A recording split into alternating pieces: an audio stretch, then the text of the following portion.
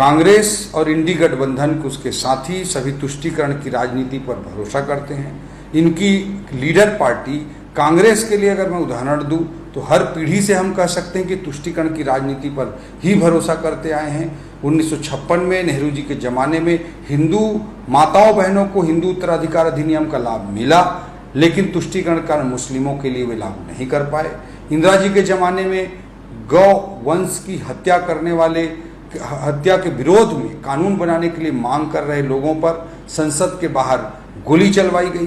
राजीव गांधी जी के ज़माने में शाहबानू का प्रकरण हुआ, जिसमें मुस्लिम पर्सनल लॉ पर एक शाहबानू एक माता जिसे तलाक दे दिया गया था, उसको महीना हर्जाना देने के लिए, उसको सहायता देने के लिए सुप्रीम कोर्ट ने आदेशित किया। उसे ऑर्डिनेंस लाकर अध्यादेश लाकर बदलने का पाप अगर किसी ने किया तो राजीव जी ने अपने ज़माने में किया।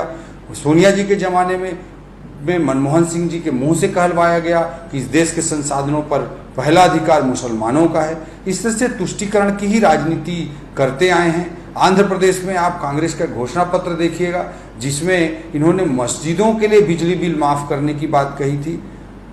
जो मंदिर हैं, गुरुद्वारे हैं, वहाँ बिजली बिल माफ़ नहीं करेंगे, केवल मस्जिदों पर करेंगे।